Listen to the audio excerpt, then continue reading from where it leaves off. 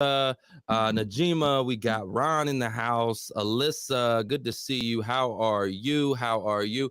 Who else do we got? Let me see over here. If you're tuning in on LinkedIn, if you're on Facebook, if you're on any of the other social channels right now, I'd love to give you a shout out. So check in with us. Just give me a 1 in the chat, and I'd love to connect with you. I see Ray and Desiree and Danita and Joe. So good to see you. All right. But let me go ahead and reset the room in here. Let's rock. Let's roll. Let's go. Cash flow.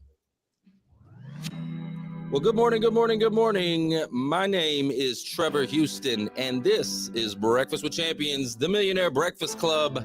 And this is your opportunity to get a seat at the table with those going the places you know you can go and doing the things you know you can do.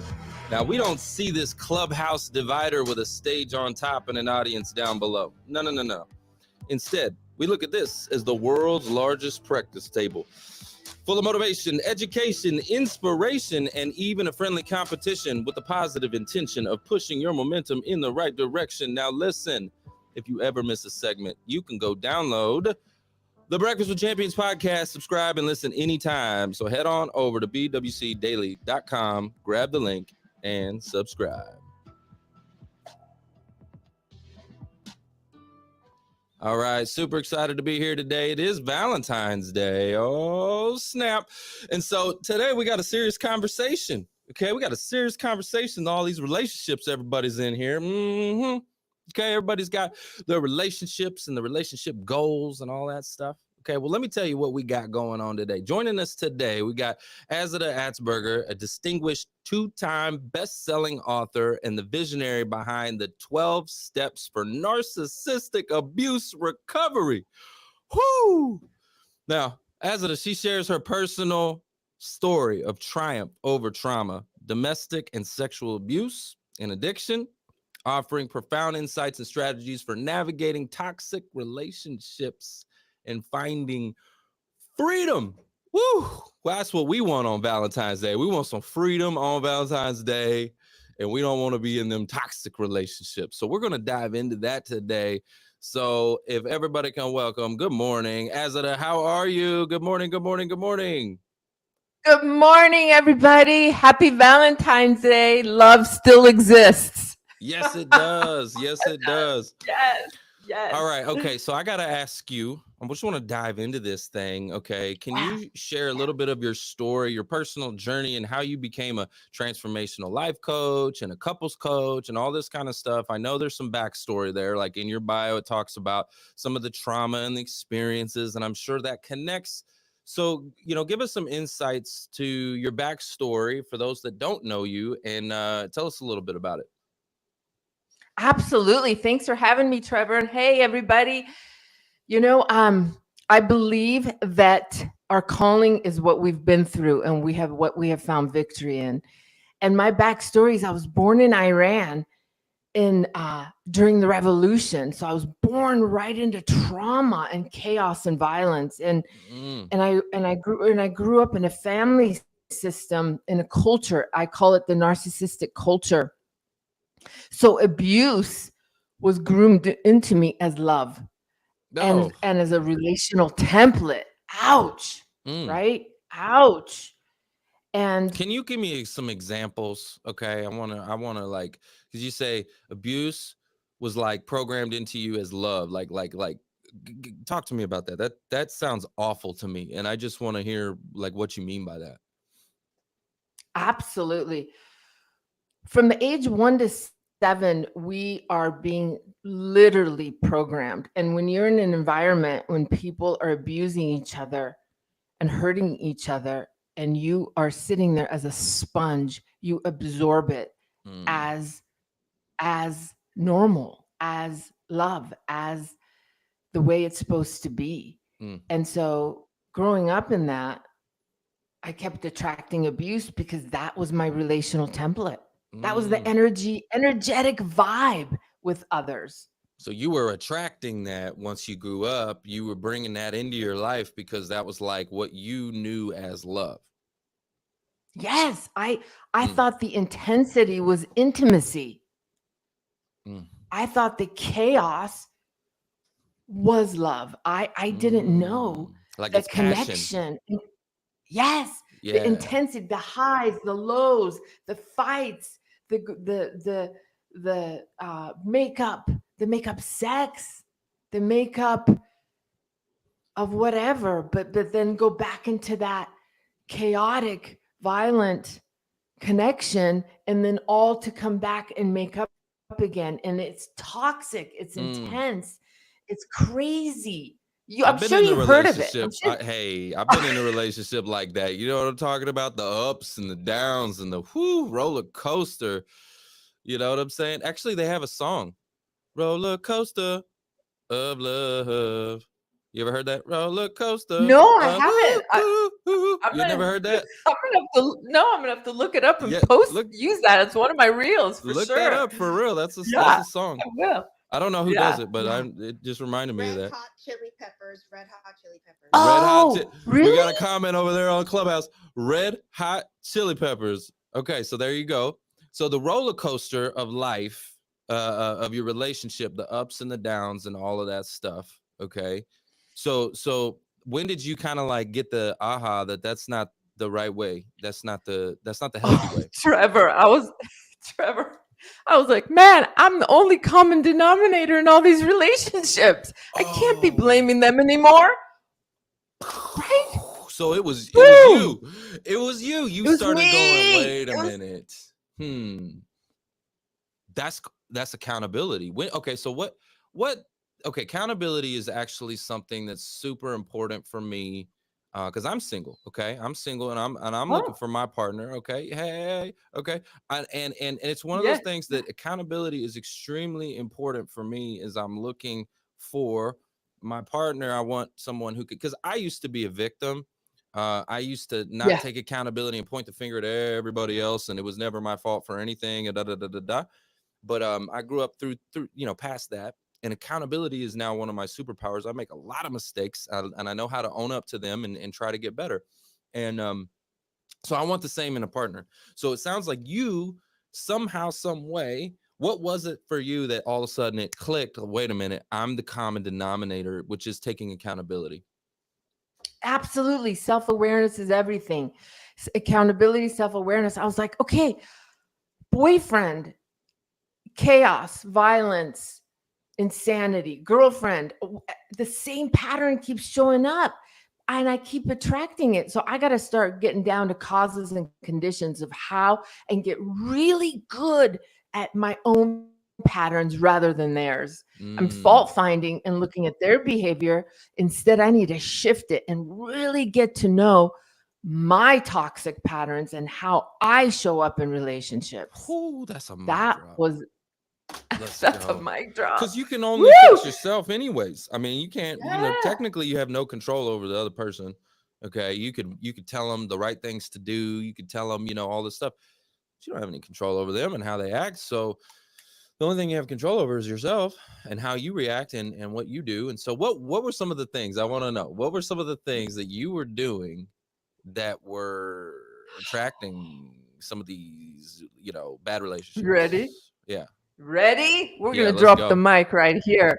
Red flags, turn them green. Okay. Think about that, Trevor. Red flags, turn them green. No, it's not that bad. Oh, he's okay. Oh, he didn't Mm. mean it. Oh, he had a bad day. He's sorry. He had a bad upbringing. He Mm. cheated on me. It was a mistake, not a choice. Okay, so you Compulsive forgiving. Yeah. oh, snap. Wow. Okay. Yeah. So Yeah. you were just like Yeah. extra nice, right? Kind of like they talk about I'm not saying that you were this, but they talk about doormat, right? You're being a doormat. So Yes. letting people walk on you. All of those red Yes. flags, all of those, things that should have been like, I ain't dealing with that. You were like, it's okay. Like, it's okay. Like, kind of like just being forgiving, which forgiveness is a good Yeah. quality, but Yeah. sometimes you got to draw a line, right? Yeah. You got to have deal breakers, man. You Mm, got to know what your bottom line is, what you'll handle and what you won't. that's good. You Deal got to. breakers. What are your deal breaker. breakers? What were your deal breakers that you started to figure out? He's got to have a job. Oh, you need a job. You need one of them JOBs. Hey, for all Yes, y'all men out there that ain't got yes. a job, okay, you're in that career transition. Come holler at your boy. I'll help you get a JOB. All right. That's exact. Yeah, it's in line with your work. You got to have a job. Yeah. You got to have accountability of your own behavior and actions. Just like you talked about, Trevor, Yeah. you got to be self-reflective. Mm. I'm also a sober alcoholic, so I don't do drinking. I haven't drank in 22 years. I've been sober 22 years. So drinking, drugging, smoking is a deal breaker. Is not. Well, I'm married to a gorgeous man, 14 years. Oh, well, Gorgeous. congratulations. That's awesome. It is. And how long you been sober?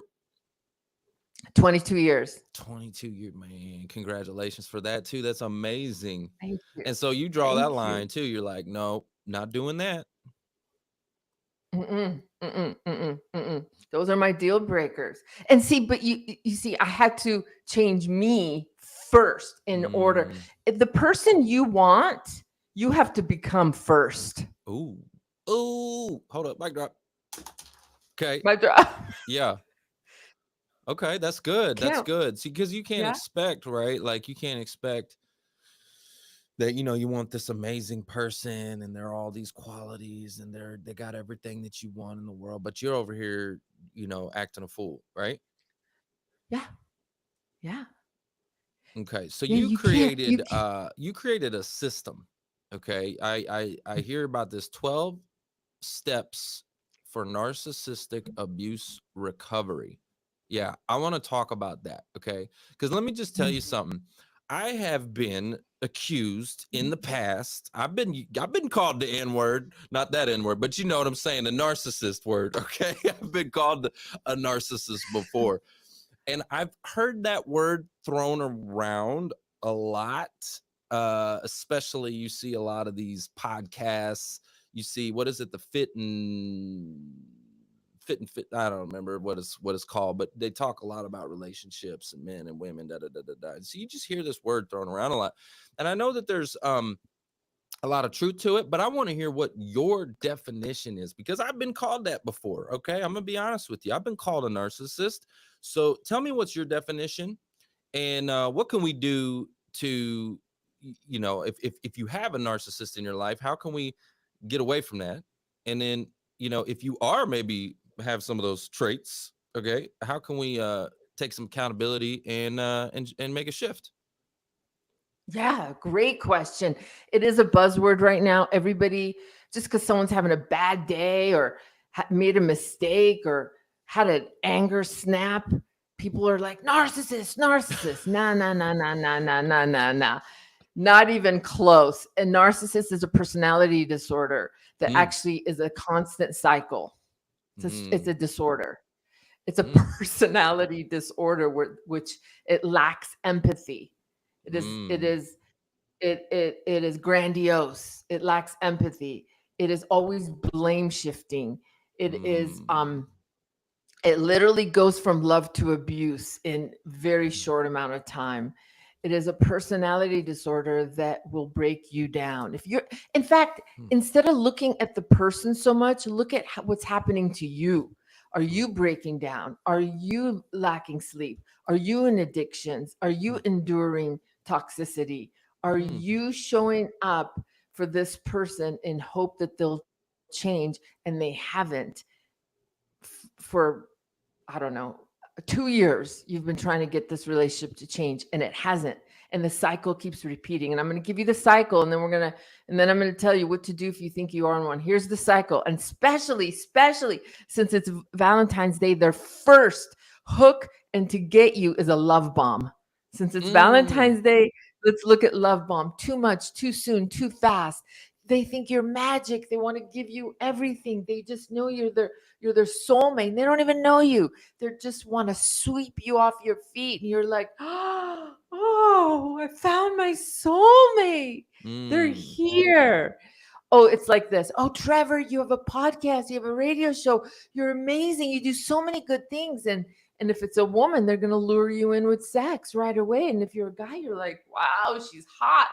She sees me and she's willing to have hot sex with me.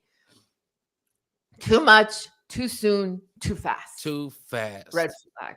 Okay. I Too want to fast. stop there real quick because we're gonna keep going. We're gonna keep going. I want to stop there. Okay. Yeah. Couple of things you said. All right. A couple of things you said was lack of empathy, right? Lack of Mm-hmm. empathy. Mm-hmm. Well, I can tell you right now, I got a lot of empathy. That's like that's Yeah. another one of my superpowers. I feel for people, and I always like try to put myself in their shoes, all of those things. It's one of the reasons why I help these career transition folks is because I've been in their shoes. Like there's a lot of stuff. Anyway, so I got a lot of empathy. So, okay. Some of the other things that you said, love bombing. Okay. I've heard that term too, because now I'm in the dating world all of a sudden. Bop, bop, bop. I've heard that term before, and I've heard them use it to your point with this narcissistic thing. And so, how do you know?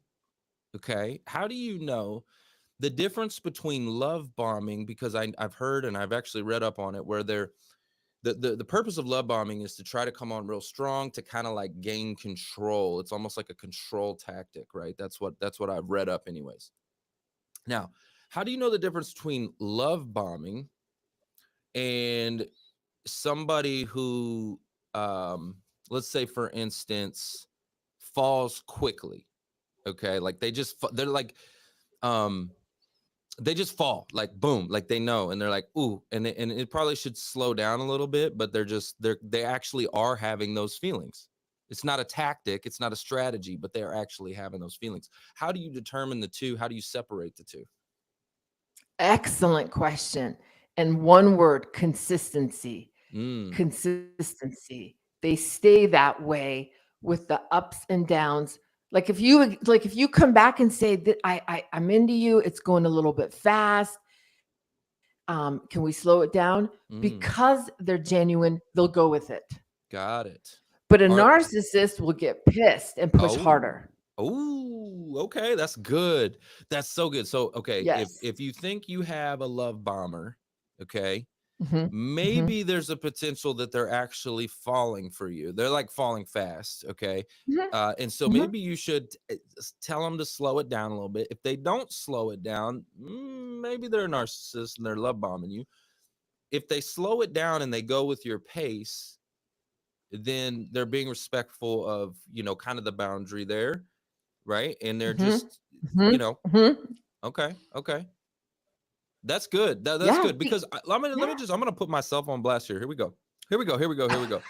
I have been in my life, okay. I have been in scenarios where I honestly don't fall like I don't catch feelings for somebody very quickly, okay, or very often is the right word. I don't get Mm. feelings for somebody often.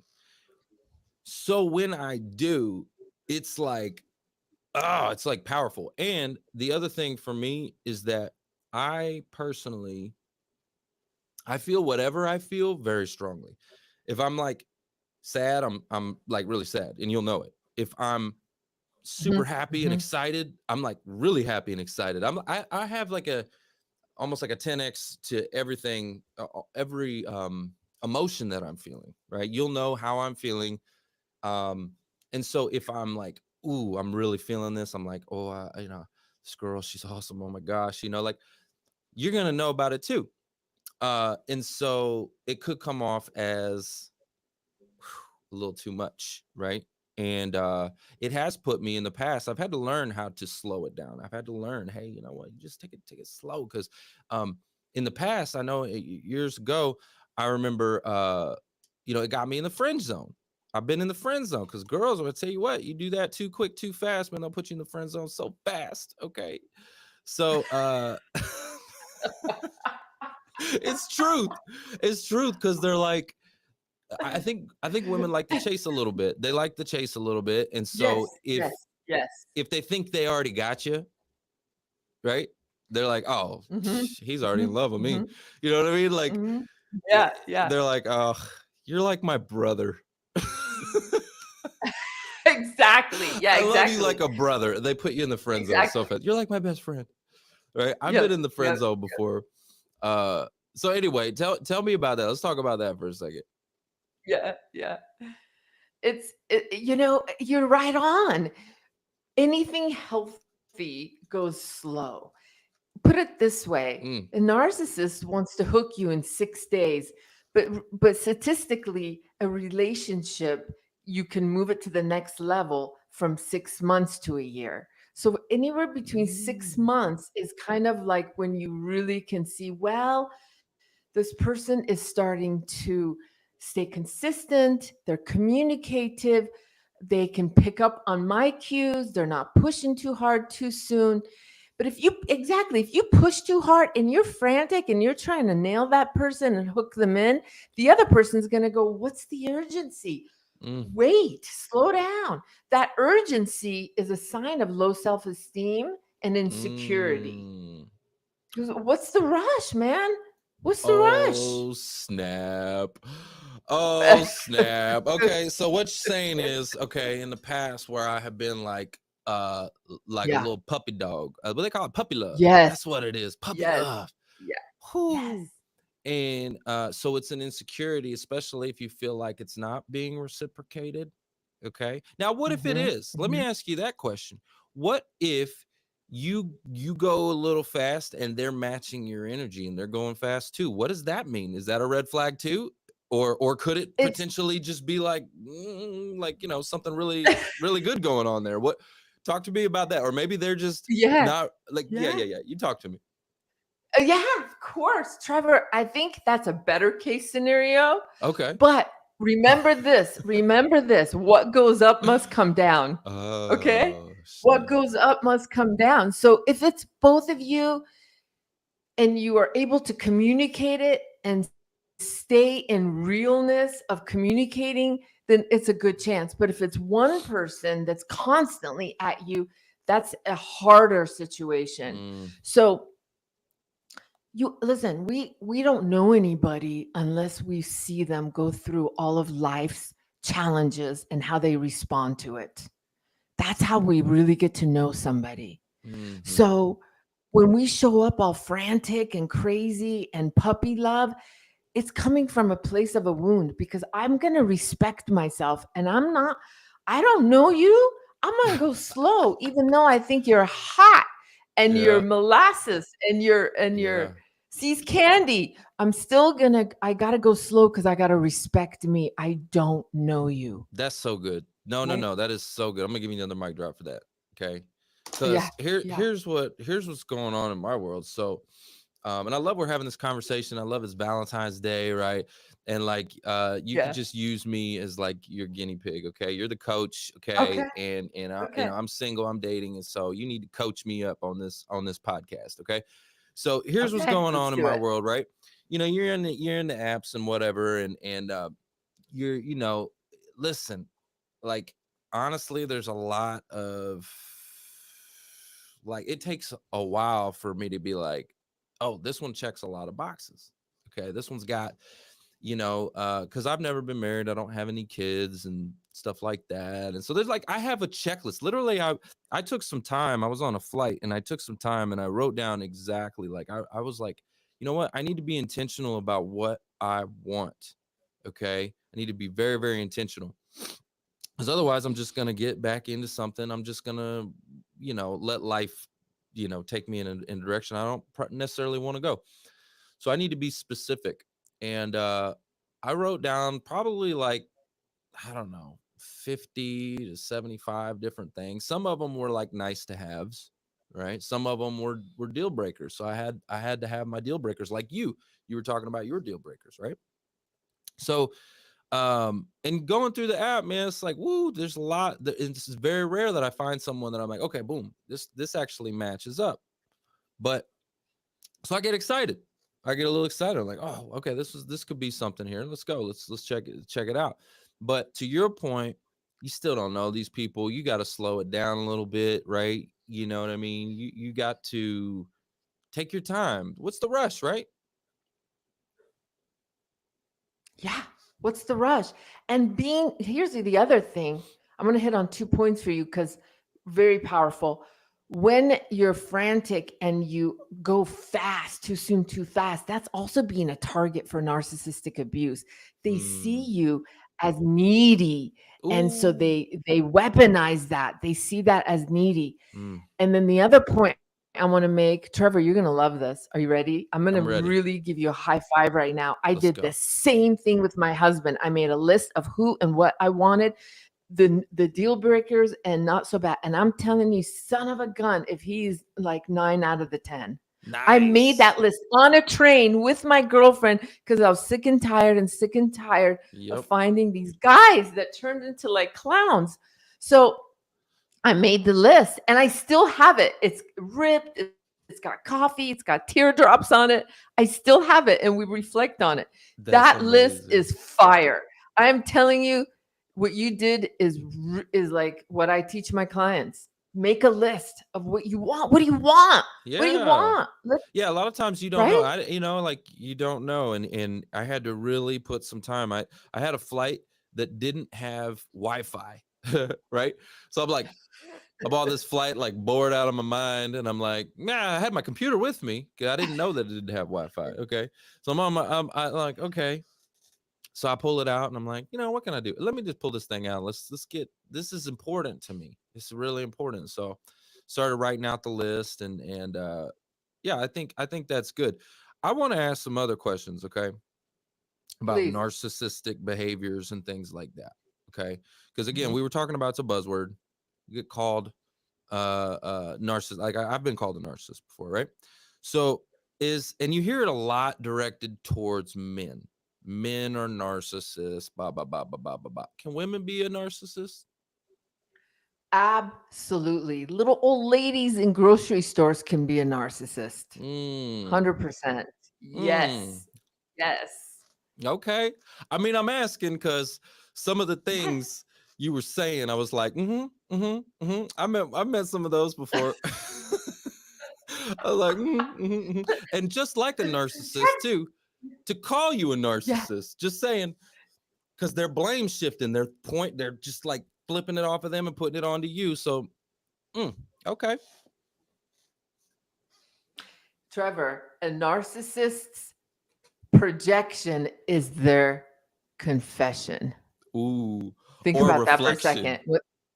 Or reflection, right? Right? yeah, It's their if they're calling you on something, they're telling you that's who they are. That's how they mm, confess is by blame shifting.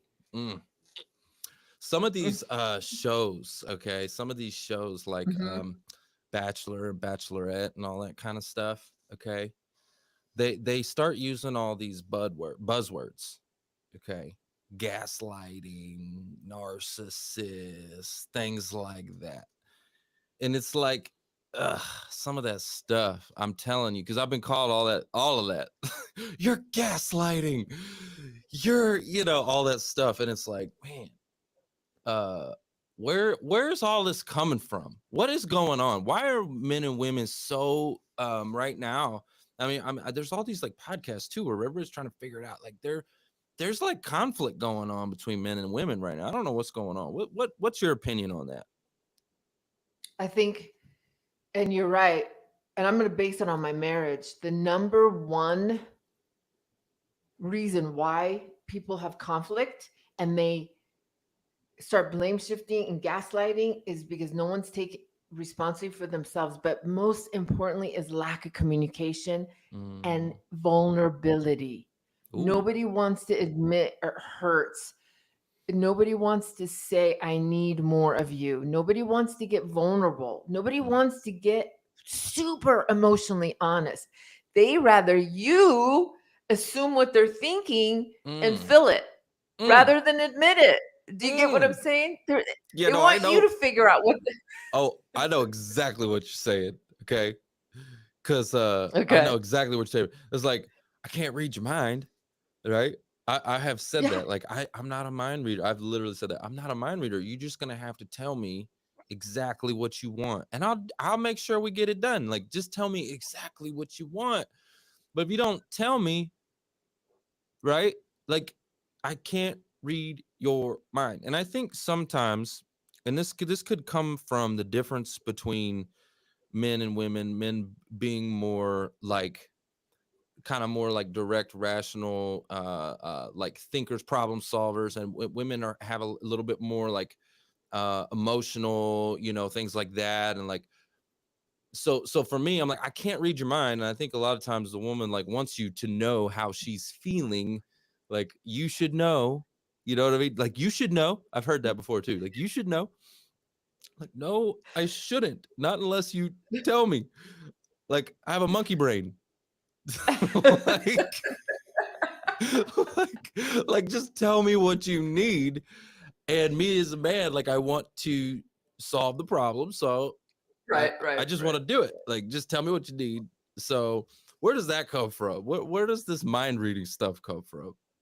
It's all based, I believe, at the bottom of fear of intimacy. Wow. Fear of intimacy. And intimacy is emotional honesty. And nobody wants to go there. Nobody wants to go there because it's scary. It's scary to say, I need a hug, or could you just listen to my pain? Or, I mean, think about it. Like men, even men to this day, Trevor, have a hard time crying. I think it's courageous for a man to cry. I think Well, it's, when you said that we right were, now, I need a hug or something like that. Like, when you said that, yeah, I literally went, oh, like, that's the empathy in me. Like, if I yeah, was with a yeah, woman and she came to me and was yeah, like, I need a hug, like, oh, and you're coming to me, like that makes me feel good that I'm, the one that, you know what I'm saying? Like, I don't know, like, it just made me go, oh, like, exactly when you said that, like, tell me that, you know what I mean? It's actually gonna make me feel good, and I'm gonna deliver on what you need. Just if you can share your exactly. emotions, yeah. But instead, I'm supposed to guess that you need a hug. Exactly, exactly. And Right? it creates toxic communication, because now I'm trying to read your mind, you're trying to read my mind, and we're completely disconnected with our own truth. We don't even know what Yeah. we want, because you got to tell me what I want, and that's codependency, really. But Wow. like, for another example would be like, hey Trevor, I just want to share something, but I just need a listener right now, then rather than a solution. Could you just listen? Mm. That's so That's good it. too. Oh my gosh, that is so good. Let me tell you why that's so good. Okay? Because Tell me. again, as a man and as a problem solver, like I want to fix the problem. So if you come to Yes. me and you're like, oh, I've got this issue and da da da da da da da da, and Yeah. you're telling me Yeah. everything, I'm like, in my head, I'm thinking, okay, if we do this and we do that, and here we go, bop, bop, bop, bop, bop, bop, bop, bop, bop, let's solve the problem. And then I've been told before in past relationships that I come off as like the father, like lecturing. It's like, I'm not trying to lecture. I'm trying to help. Like, you came to me with a problem. I'm trying to help you solve the problem. It's not a lecture. It's because I love you and I want to help you solve this problem. It's out of a place of love. And so what you just said is so good. If you could say, hey, listen, I just need someone to listen to me. I don't need someone to solve my problem right now. Maybe later, but right now, I just need to be listened to. I need to be heard. Right? That's so good.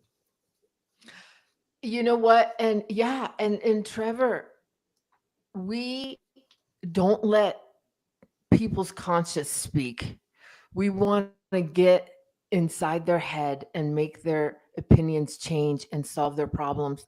But the most powerful thing we can do in a relationship is communicate, but also create space for their conscience to speak to them in case of a conflict or in case of a communication. But when what we do is we ask for what we want, and then we try and explain it and make and prove it, and we try and just overly share it, and it's like, okay, okay, I got your point, but then create space. So communication, create space, and be vulnerable.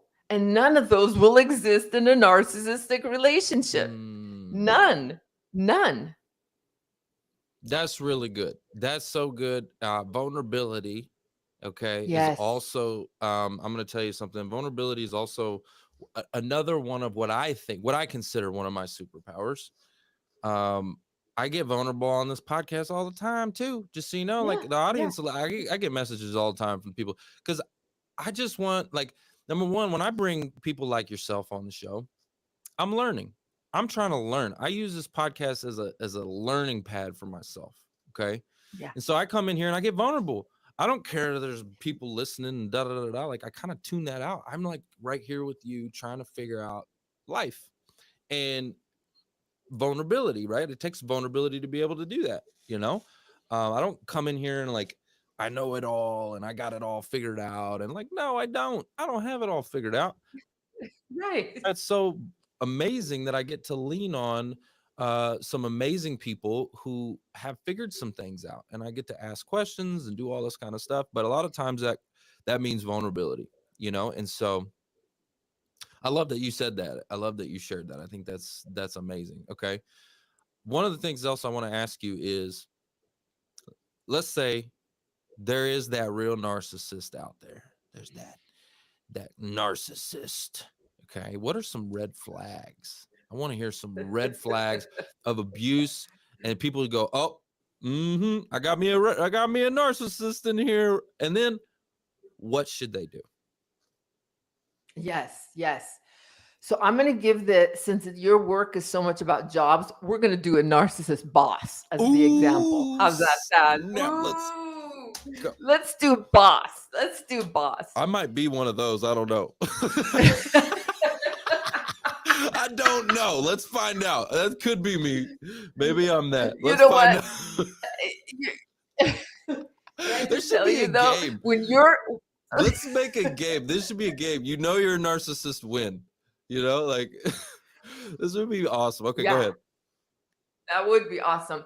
I'm just gonna say the fact that you so quickly your heart tugged on my comment when I said I need a hug is a really good sign you're not. You Oh, immediately jumped on that.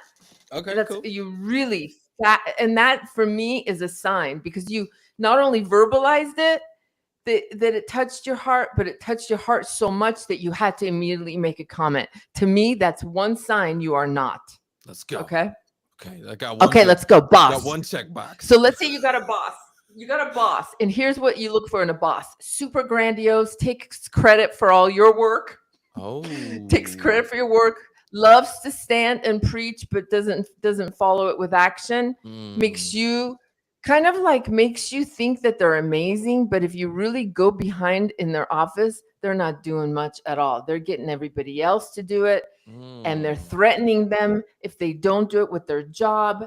They are constantly adding more work, more work, more work, more work, and threatening you with subtle messages of, your job could be threatened if you don't continue. They will use public shame in group meetings at a work. Sorry, I'm going a little bit fast here. But I want you guys to hit home on this. This is a boss that will publicly shame you in front of your other coworkers to get you to work harder. Okay.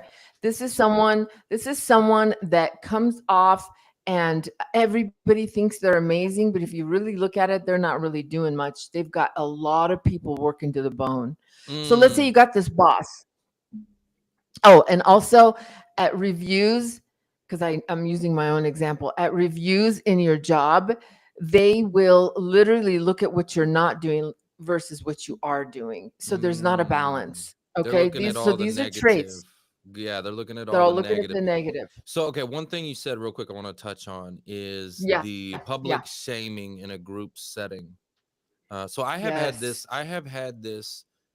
The narcissist boss you're talking about, and I have worked for one of those for sure. Okay. And now that I'm in a leadership position and I'm growing my team and all this and that and the other, I have to catch myself with that because I grew up in that and I had that happen to me, and I have to catch myself sometimes. And I'm like, so when it's not that I'm not trying to shame or belittle or do anything. What the times that I come off strong in a group setting is when I hear a lot of just excuses, and it's like, no, we've talked about this 1, 2, 3 times, maybe even in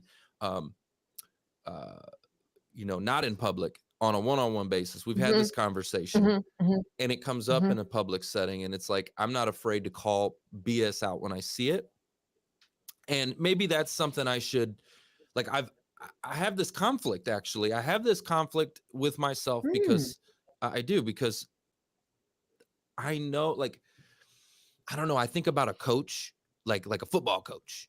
Like, he's Mhm. gonna Mhm. call you out. If you're acting stupid, he's gonna call you Mhm. out, and he's not gonna Mhm. worry about your feelings. Okay. Mhm.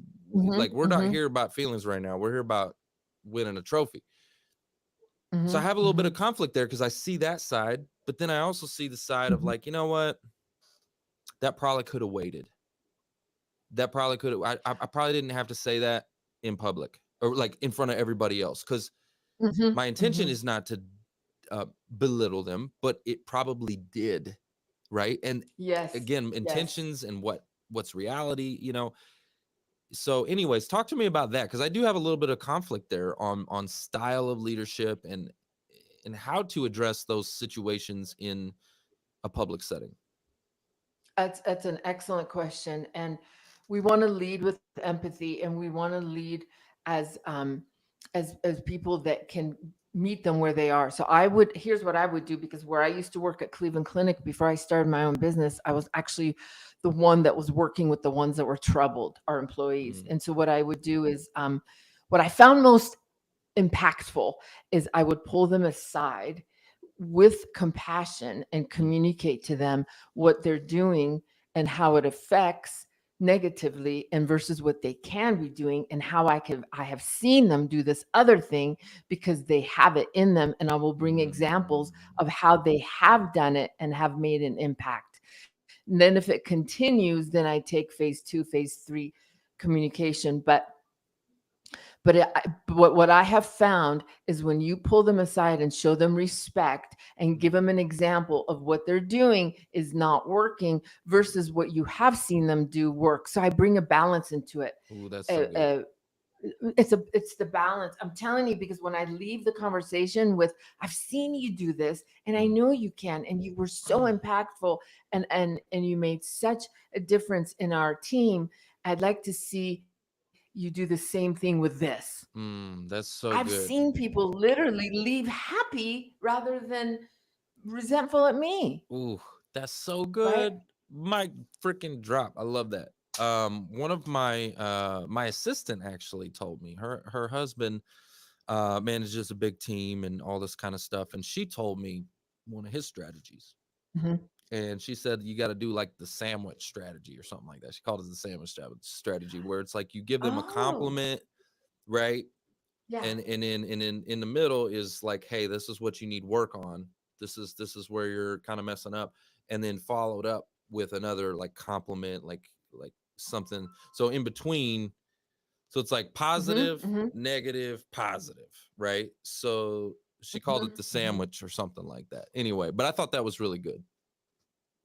It's very good, actually. I like that. I'm gonna pocket that, the sandwich, because it's a balance. Yeah. And people are so wounded in this world, and they Mm. want validation more than they want anything else. So we give Ooh. them some, Ooh, right? yes, We give them yes, yes, some. We give yes, them some because there's yes. good. It's not all in red ink. There's good too, Yeah, like, you hey, know? you know what? Like, you're doing this, and that really well. I see it. I love it. You know what? Here's some areas that, you know what, if you were to improve this, and this, it would be even better. It Right? would be Like, even better. it'd be even better. Like, I see you, and if you could do this, and this, man, you'd be a freaking rock star. Like you're so You'd be a close. rock star. Yeah. Yeah, exactly. We lift them up rather than Mm, tear them down. And the other piece I think in leadership is so vital is that I stay consistent with them. I don't start having these weird vibes just because they did something wrong and mm, now I treat them different, or I avoid them, or silent treatment. I stay consistent in how respectful I am to that person, whether they made a mistake or did something amazing. I stay consistent because then they look for that. People look for your change and shift because they want your validation. You're their boss, yep. right? But for narcissist boss, Trevor, here's what I suggest. Yeah. Here's the tips. Let's go. Here's a technique called fluffing. Mm. Fluffing is I'm sorry. I'm sorry. I mean, all right, I don't funny. think we need to fluff the boss, but let's go ahead. Let me hear this fluff. Okay, let's talk about I got her cracking up. This is Now that that that's felt good. You made me laugh. You that's made me good. laugh. You made me really laugh on the inside. Oh, So, I'm laughing too. Let's Trevor, go. one thing is this. Here's what you want to do if you have a boss that has those traits I talked about. You want to stay out of the radar. Because the minute you start standing up to them too much or saying no or setting boundaries or exposing them, you are going to be targeted and exploited, and you're in this job and haven't found another one. So here's the technique. If you recognize he's a narc and you're like, my God, this guy's full of it, blah, blah, all those things I said, what you want to do is go, you fluff, you give one compliment, you say, thank you very much, you stay out of the radar and you go look for another job. The fluffing is you say, yes, you're a great boss. Thank you so much. I so appreciate this. And get out of the room, get out of the way. Because narcissists, the mask will drop. Their rage will come out. They will make your life a living hell. And if you say no, set too many boundaries, or expose them, that's when they get rageful. So you fluff by saying, thank you so much. Like, in other words, you don't dismiss who they are. You see who they are, but you go find another job where it's healthy, because these people don't change. But you want to stay out of the radar while you're there. So you say, thank you. Yes, you are an amazing job, a boss, because that's what they want. Admiration. Yes, this is great. Thank you. I appreciate it. And get out. Go look for another job. This is so you don't make your life a living hell those 8-10 hours you're in that job. You just do the Wow. best you can. Stay out of the radar. So, okay, see, this reminds me of when I was back in the auto industry. I had Uh-huh. a narcissistic boss. Okay, I had one. He was a little bit cuckoo for Cocoa Puffs, if you know what I'm talking about.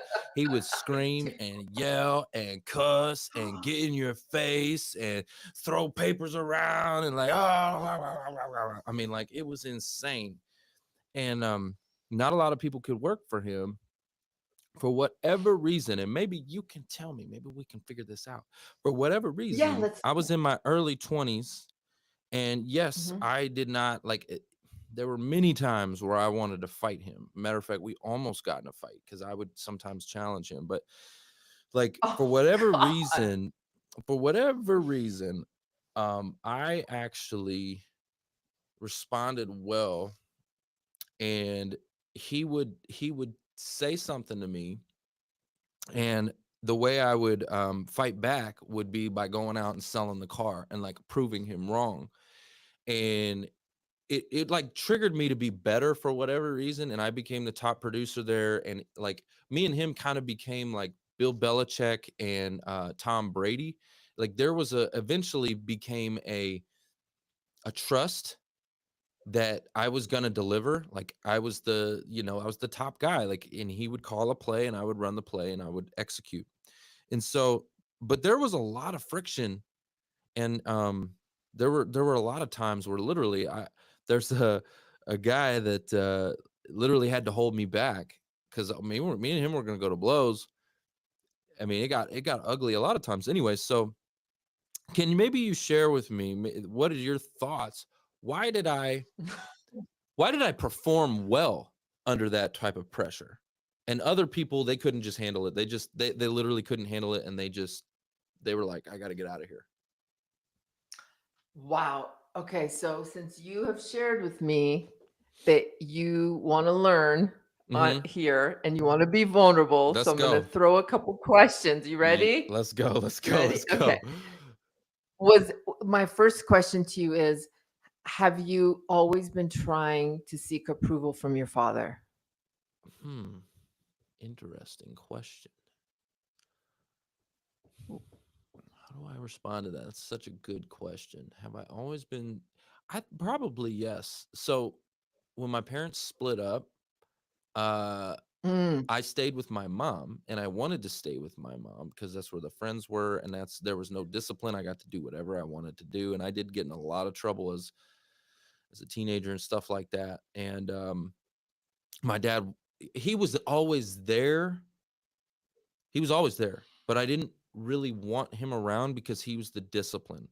So I don't know. It's a kind of an interesting question because I didn't want him around actually. But then he actually became my savior later on because I got in so much trouble. I was in and out of juvenile detention facilities. I was getting in a lot of mess. And I was actually forced to move with my father. Mm-hmm. Mm-hmm. And, so I don't know. That's such a good question. Was I always seeking his like approval? I don't know if that's a yes or no. I know that he saved my life in so many ways, and I'm so grateful for my father. I love my father to death. I know that. Okay. Usually, what transpires in adult relationship is an unfinished business with our parent. Mm, And it's not black or white. It could be sure. just a few characteristics here and there, but your relationship with this man, your boss, was definitely toxic, Hmm. and you decided you are gonna win. You are gonna win through getting his approval and getting him to see you. So there could be some things. For example, I would have to talk further about it, but so maybe your dad didn't see you and see your worth in your early ages, and that created a wound that now you're trying to resolve with this guy. I know I'm going deep. I'm also a counselor too, so I do go to the root on a lot of things. But it could be that he just didn't see you at that age. It could be that it was your fight to get him to see your worth. There was a wound To your in you point, there. Worth. there's definitely a Yeah. wound in there for sure. Because to your point, I think a lot of my acting out as a kid was Yeah. a cry for attention. I think a lot of that was Yes. right. Yes. Yes. And I used to write a lot of music, and Mm. like some of the songs I go back, and it's crazy Yeah. because it's like a time capsule, and I read the lyrics of the songs that I was writing when I was 16, and there was a lot of kind of like animosity towards my father. And I think about it now and I'm like, oh my gosh, how stupid I was, because my dad was always there. He loved the heck out of me, like Yeah. it's Yeah. just the mindset that I had when I was a teenager. Yes. My mom told me a lot of negative things about my father, and anyway, so it Okay. yeah, go ahead. Go ahead. You were gonna say something. Go ahead. Yeah, yeah, that's no, that's well, that puts an impression on us, and but you're there's something there Mm-hmm. from our parent that shows up in our adult life that we try and get closure and finish, and it pulls us into these dances. And let me tell you, I was in and out of jail. I was on Oh, the no streets, way. crazy. Seriously?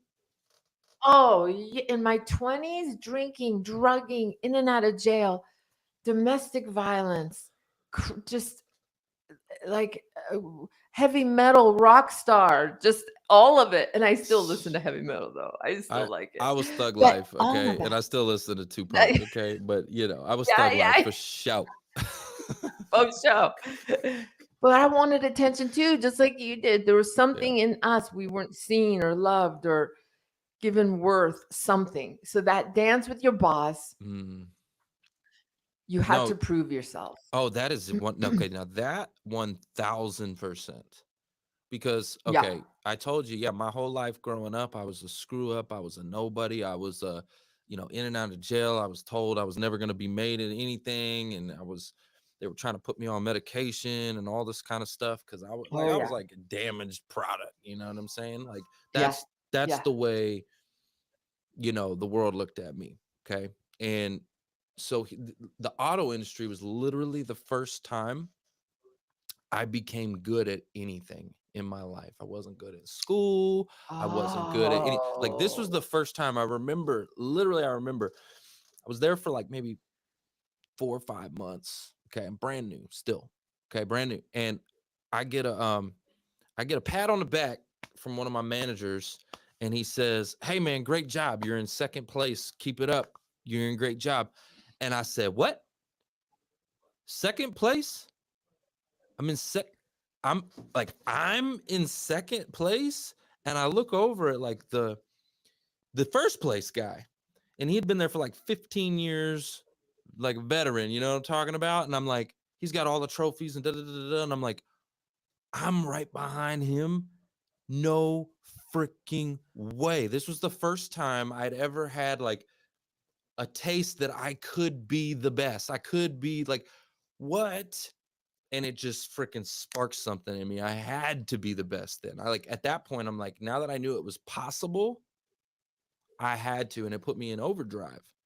And like I lived and breathed the auto industry for 6 years, and I became the top producer every single year for 6 years. So there was definitely that, like I had to prove to myself that I'm like worth something, because my whole childhood growing up, I was made to believe that I was worthless and I had no worth. So it was yeah.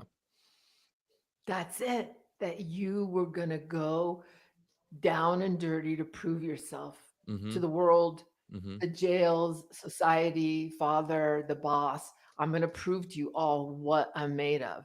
And so, even if we're fighting or throwing wrenches at each other, we're going to go down. We're going down because I'm going to prove myself. And I get So that.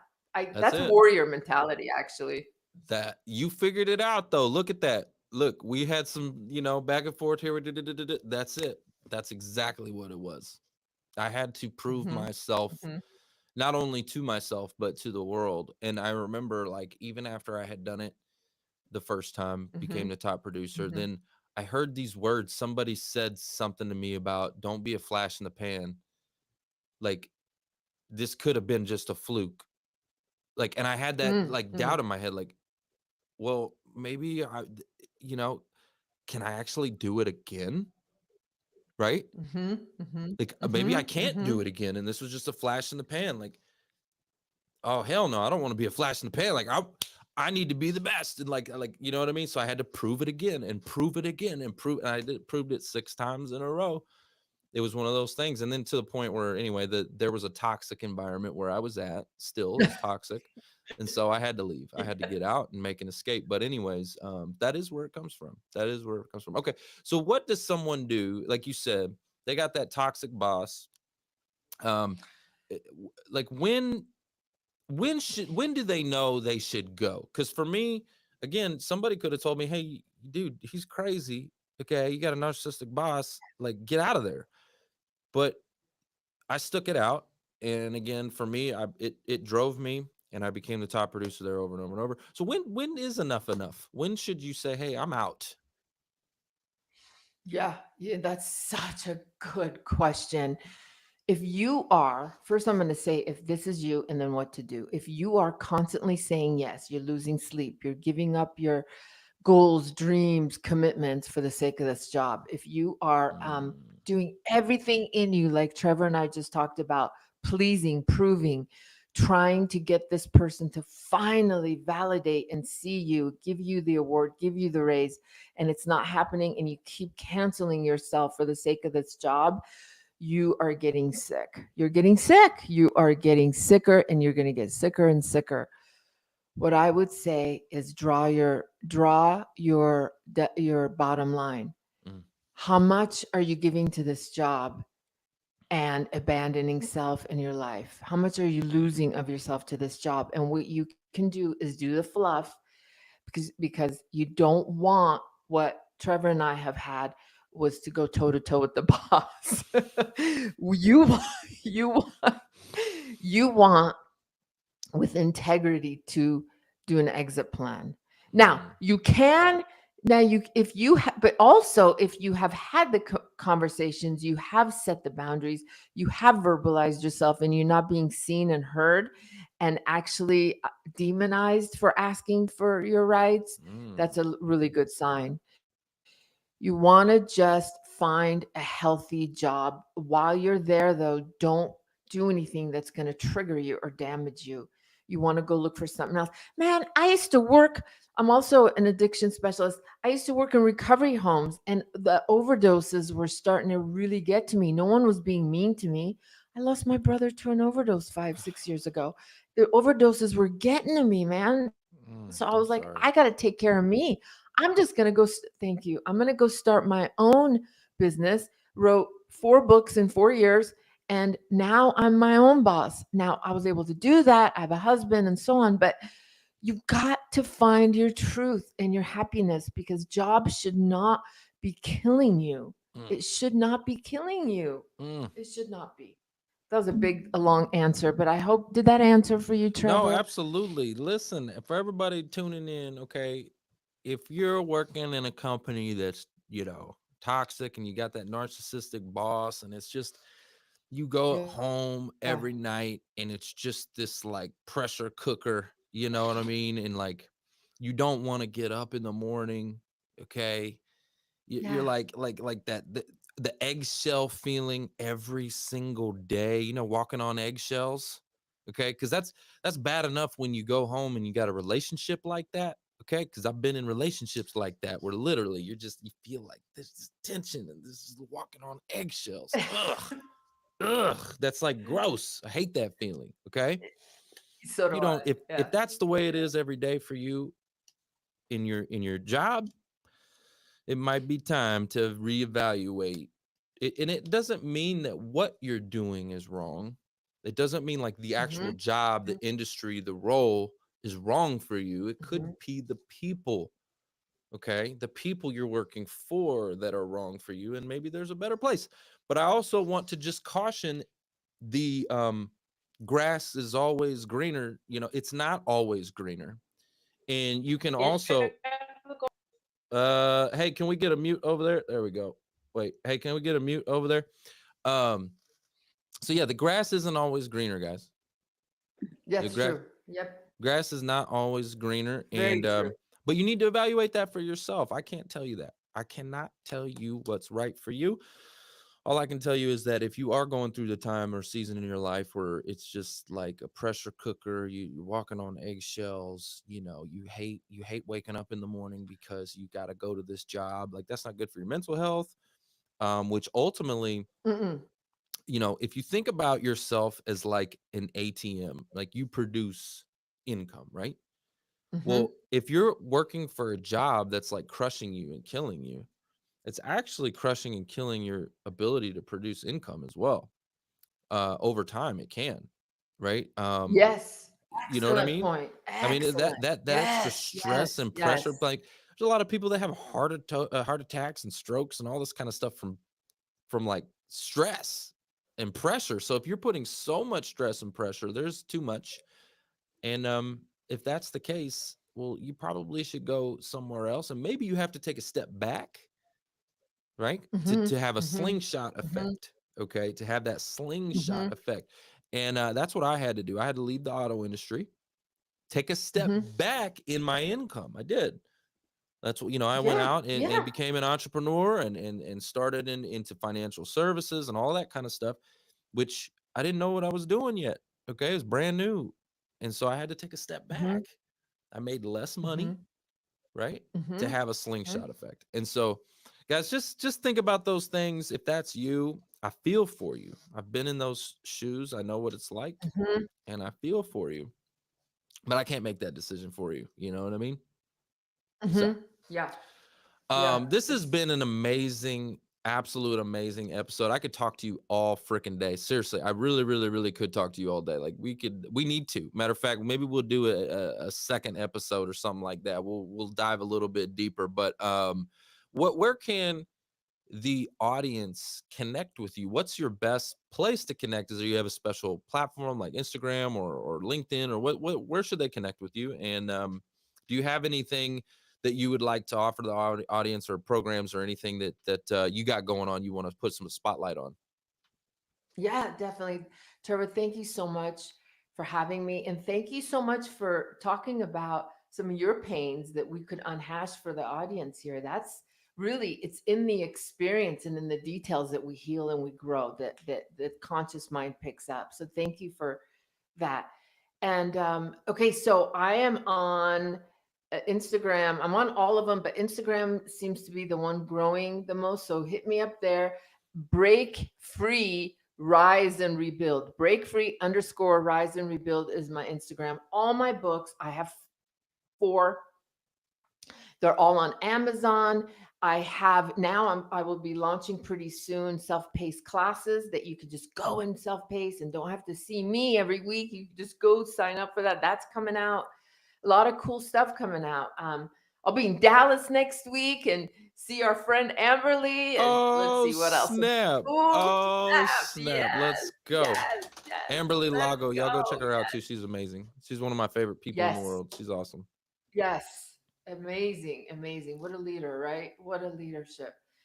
So yeah, you guys, if you have questions, I just want to say that this 12-step, the 12 steps of recovery from narcissistic abuse is patterned after the 12 steps of Alcoholics Anonymous.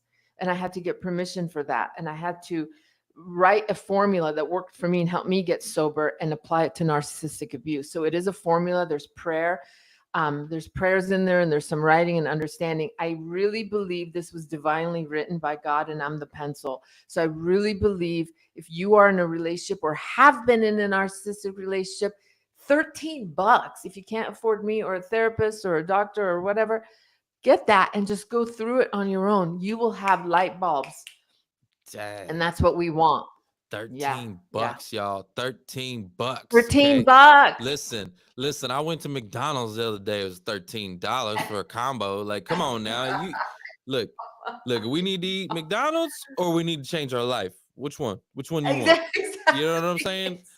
Quit playing. Exactly. Quit playing. Exactly. Okay. This is not a game. Yes, I know. All right, Azadeh, it's so good to connect with you. Thank you so much for being on the show. And if you don't mind, I might take just 1 or 2 minutes more of your time to go. I'm going to shut the show down, and then we'll go to the audience on Clubhouse. If you don't mind, maybe answer a question or two. All right, perfect. Well, for those tuning online, that's the show is all about who you know. Bye.